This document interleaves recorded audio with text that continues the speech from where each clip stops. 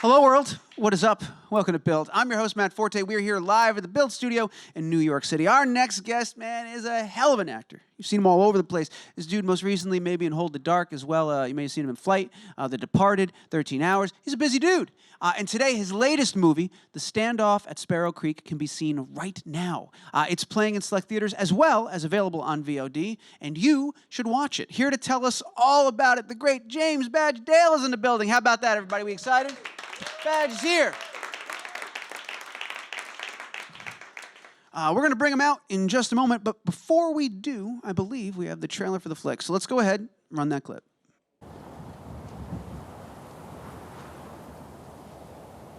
So what did I do?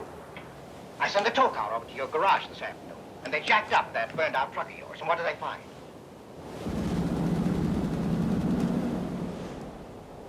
About 30 minutes ago, a gunman opened fire on a crowd of people.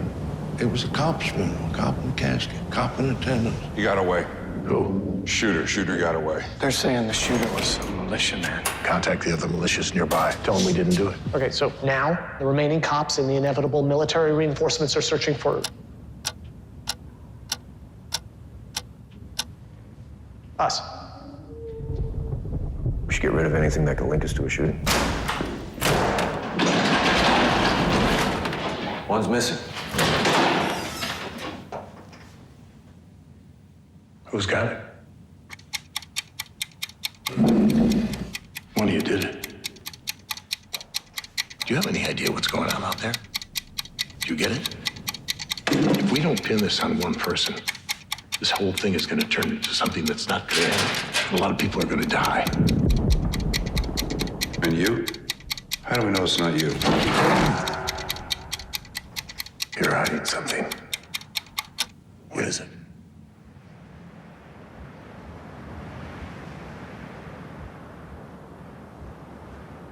We always knew this was gonna happen.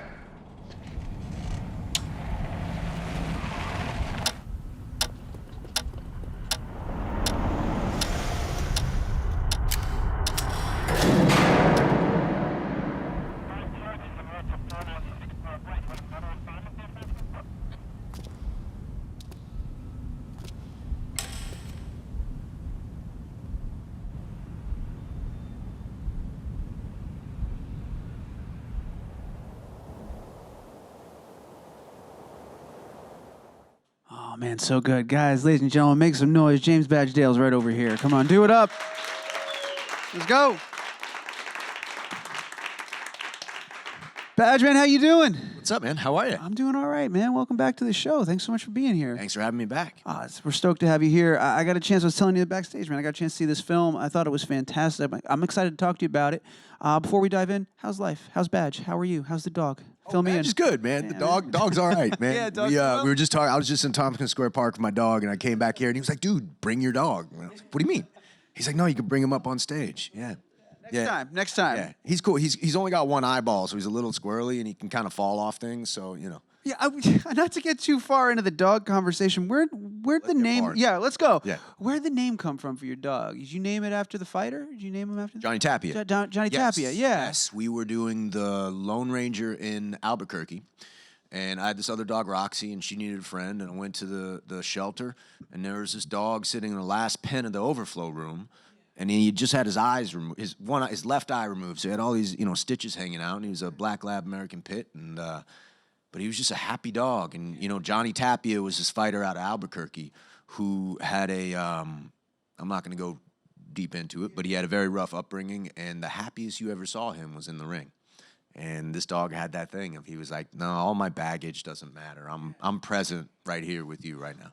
That's beautiful as hell, man. Yeah, I was looking dog. at it because I was doing the He's a good research, dog, man. and I saw that you had hashtagged a couple of photos, Johnny Tapia. I was like the fighter, and I clicked on it, and I was like, yeah, that's what I thought. And I was trying to piece it together. So thank you for sharing that story with us, man. Yeah, and Johnny Tapia was a special fighter. If you ever have a chance to go like YouTube old Johnny Tapia fights, the late '90s fights, early 2000 fights, it's really something special to watch. Well, next time Johnny will be here with you. It'll be good. But congratulations on this, man.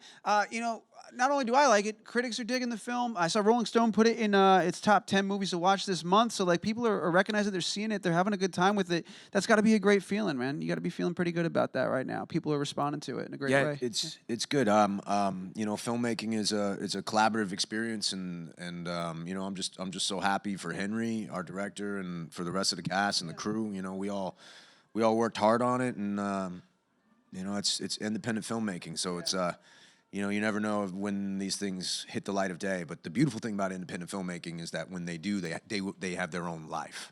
And I love that process. It's pretty funny. I was reading another article that you talked about how, and I don't know if you were joking or if you were spot on with the numbers here, but it's an independent film. It's not a lot of money, and that by the time you paid rent and whatnot, you think you were making a loss of $3 per day on this one. So you did. It's not a joke. So that's legit, it's man. Not a joke. Yeah, I was all right. So I was doing a movie in Alabama. Okay. And we're shooting in Alabama, and then I had to go straight to Texas for this. And I'm good friends with Taylor Kitsch, who we were here for Only the Brave. And so I'm staying at his house in Texas for a week, trying to learn all the dialogue on this. And he's just joking around with me. He's like, hey, you want to know how much you're making every day on this movie? He's doing the math. And he goes, you're going to make $192.30 a day. And I was like, all right, cool. And then I got this dog, so he needs a backyard, and I like to cook. So I kind of Airbnb-ing things at the last moment, and I found this little house with a backyard for $195 a day. So I was like, that's it, man. I'm going to pay $2.70 a day to do this movie. Is that something he does regularly? Not that you've worked on him a bunch of times, but does he sit in the back and do the math on everybody to tell you what you're doing per day? Taylor's pretty cerebral. He's like, Yeah, he can do math. That's pretty funny, man. I can't, but you know, you can do math. All right, so then we know it wasn't the money. So what drew you to this project? How'd you get involved? What was it that got you on board, man? You know, when you can usually tell if something is special in the first 20 pages. You can usually tell you're reading something a little different, and what our writer-director Henry was trying to do here is something that I don't think a lot of people are doing right now. And if you see the film, you saw the trailer, it's very much in the vein of a lot of noir films that people were making 40, 50 years ago. Yeah. You know what I mean? And some 70s influence in there. But it's not corporate filmmaking, you know? And we, you know, Dallas Saunier, our producer, I mean, gave us a small chunk of money to go make a movie, and we did it lean, tight, and fast. Yeah. We work hard hours, and it's you make movies kind of like a meat grinder sometimes. You just churn through it, and it was a lovely experience. How much? Because Henry does a phenomenal job here, but I was combing through the IMDb, and like a couple of years ago, Spectral was a first-time writer-director, and The Kitchen was also first-time writer-director stuff that you worked on. How much does that factor in for you in the decision-making process? So like, this person's pretty green, they're still hungry. Like, is that something you're looking for when you're choosing projects? Does that factor in, you know, when picking where you're going to head next? I think you always want to be filmmaker-centric. Yeah. You know, you have to sit down and talk to them and find out what story they're trying to tell, why they're trying to tell it, what their background is, and yeah, I mean, look, first time you do anything, it's a risk. Yeah. I mean, I'm trying to remember who's the poor soul who hired me to act for the first time. You know, it's first time, right? I think it was Law and Order, man. Oh man. Yeah. Well, you're New York native, right? I was New York native. As Law and Order. Yeah. That's 99% of New York actors are somewhere in Law and Order. If you didn't do a Law and Order, you're not a New York actor. Yeah, you didn't do it. You know? You're not trying hard enough. No, That's just doesn't exist, man. You know. The beautiful thing about your career when you look at it and you do lay everything back to back is you've worked with a lot of those filmmakers, and you've also worked on the other end of the spectrum, man. You've worked with legends like Scorsese, Zemeckis, and all this stuff. What would you say, if you could find, what's the biggest difference or biggest similarity going from either end of that spectrum, from someone who's working with you on their first film to a guy like Zemeckis who's been making these for years, or Scorsese who's like the director? Like, you know what I mean? Yeah. Is there a through line between those worlds? I find specificity matters, and preparation matters. Yeah. You know, and the impressive thing about Henry Dunham, oh man, this was scary, man. We walked into the table read in Texas, and he takes this book, it's about this thick, and slams it down on the table, and he goes, "This is my movie, frame by frame. I've been working on this for 9 years. This is my baby." And I was like, oh, man, we're in so much trouble. He had every shot. storyboarded himself, drawn out, and he went and found all these locations that matched his storyboards. So we're actually not in one warehouse. We're moving from warehouse to warehouse depending on the moment and the shot that he's looking for. He was extremely well prepared, very specific, and also I would say he was also open. And I had a great time working with him. And the interesting thing about him, which is, first time you do anything, you don't know what that physical toll is going to be on the body. And I've seen it first-time directors. I've also seen it with actors who are not used to it.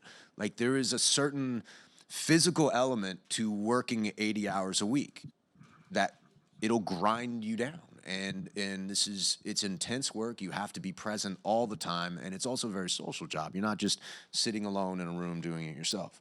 You know, there's a large crew, and everyone has a very specific job, and that needs to be respected and understood. And some people wear down really quickly. Henry got stronger every week, and he was going to make his movie no matter what, by hook or by crook. And our last week was so incredibly strong. It was as if everyone just doubled down on it and said, we're finishing this movie as strong as we started. Am I correct in my assumption that, like, that sounds really rare for someone to have a vision with that level of specificity, to have planned out the entire thing, but to also be open and be collaborative at the same time? That feels like those two things don't usually go hand in hand. It's either someone who's very creative and a visionary is like, this is exactly how it needs to be, or someone who's very open and like, I have an idea of what I want, but we're all going to work together. Like, Right. is that a rare thing to come across, that mix of both? Like, But I think it's a positive mix, and that's Yeah, what no, I mean. it's great, And that mix is, if you look at Scorsese, if you look at Zemeckis, these guys, they're very specific. They're very thought through. They're planned out, and then they get there and they're like, I hired you for a reason. Do what you do. You know, and film is a series of filters. You know, if I write something and you're the director, I hand it off to you to direct. You hand it off. It goes through a camera to the actors. They do what they do with it. It comes back to you, and then you guys go in an editing room and edit it, man. It's a series of filters, and you got to trust the people you work with. when he dropped that book down and you saw it and you thought, oh man, we're in trouble, was it, oh man, we're in trouble, I hope I don't ruin this guy's life work? Or oh man, this guy's a control freak, he's got 900 pages of script. Like, what was like the... Everything was going, I'm like, what is, you know, when someone says this thing is really important to me, that's always like, I mean, I don't care if it's like, you know, someone comes in and says like, you know, I have this new mop to clean my kitchen. It's really important to me. You're gonna go, okay, that's an alarming moment. Yeah. What I loved about Henry was that he was right. You know, that was the real cool thing to watch, was as we were sitting there, and there was some moments in the first few days where you go, you know what I feel like? I feel like I really want to go over here. I feel like I want to drink this water over here and do all this actory stuff. And he'd be like, no, I want you standing here. and poor Brian Garrity, who was a good friend of mine, and we worked together. He was like, dude, what's going on, man? I can't. What do you mean I can't move? And I was like, come here. Let's look at the monitor. And we'd look at the monitor and be like, shit, he's right.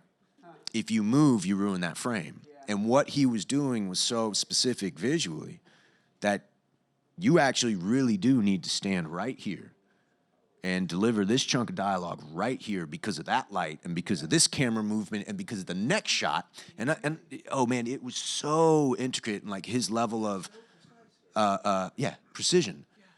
But the great thing about that is also how much range can you have standing still? Right. What can you bring to it? Now this is the challenge. Now I'm not gonna be able to, like, you know, use a bunch of tricks to fool you. That's what This I was is saying truth, when I saw you in the back. I was like, I loved watching you guys are just acting your asses off in this movie because he built these walls kind of around you, around this comfort zone and this tool here are the words, here's the scene, here's your character, and here's the playpen, here's where you guys get to move around, and he limited that space and constricted you in such a way. Yep. What were the rehearsals like? Because this is like the Avengers of character actors. This is like every great character actor Right. coming together, man, and Right. just chewing scenery around each other, and it's amazing. Did you guys find that spark right away? Did you have to find it running through the text in rehearsal? What was that process like? We found it right away. It was that first table read, and you know, there's a saying. You know what? I don't know what the saying is, but casting is everything. You know what I mean? Like you hire the right people and you let them do their job. You hire the right DP and you let them do their job. You know, you hire the right gaffer. I'm not trying to tell the gaffer what to do, you know?